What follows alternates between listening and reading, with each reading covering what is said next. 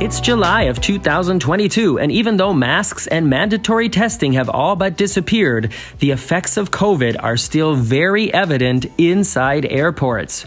Understaffing, overbooked flights, delays, and cancellations have led to quite a bit of chaos. If you find yourself stuck in an airport for several hours, you might want to check out your options for one of the lounges.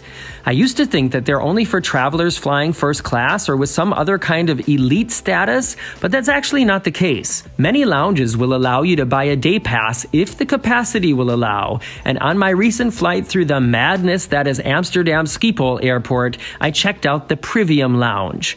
This is an airport lounge, not sponsored by any airline.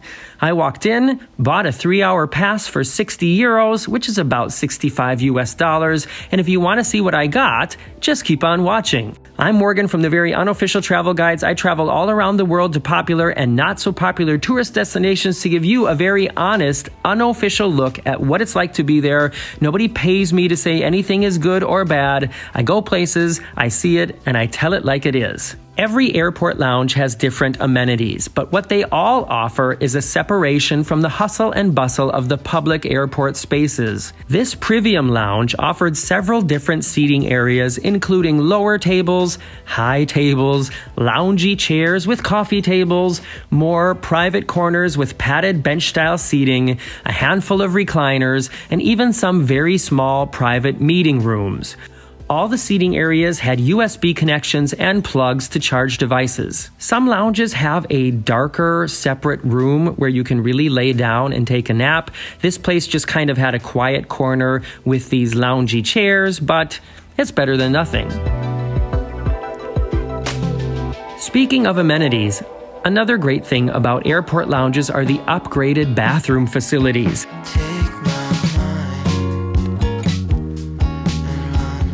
Last time I was in the Atlanta airport, the bathroom situation was nastier than a 42nd Street movie theater in 1988. Having a clean, private bathroom is a huge bonus if you ask me. The Privium Lounge did not disappoint. There were a handful of private stalls with doors that closed all the way, a central washing station with soaps and lotions from Rituals, and there was even an ensuite bathroom with a shower. Have you ever taken a shower in an airport? Let me know in the comments.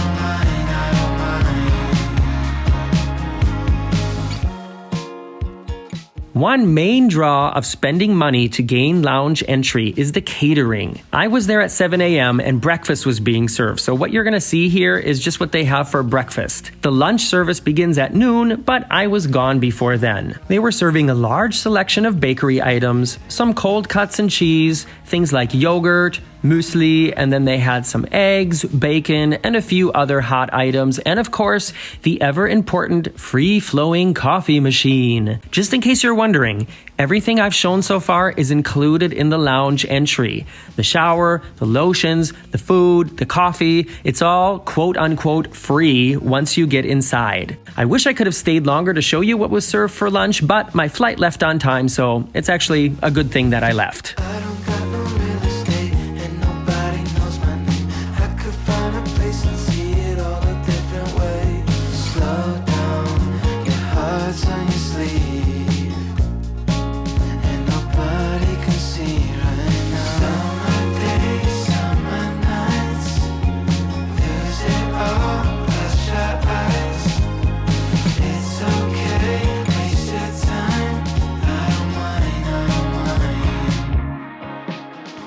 And because it was so early in the morning and I had a long travel day ahead of me, I couldn't take advantage of the very large selection of drink options.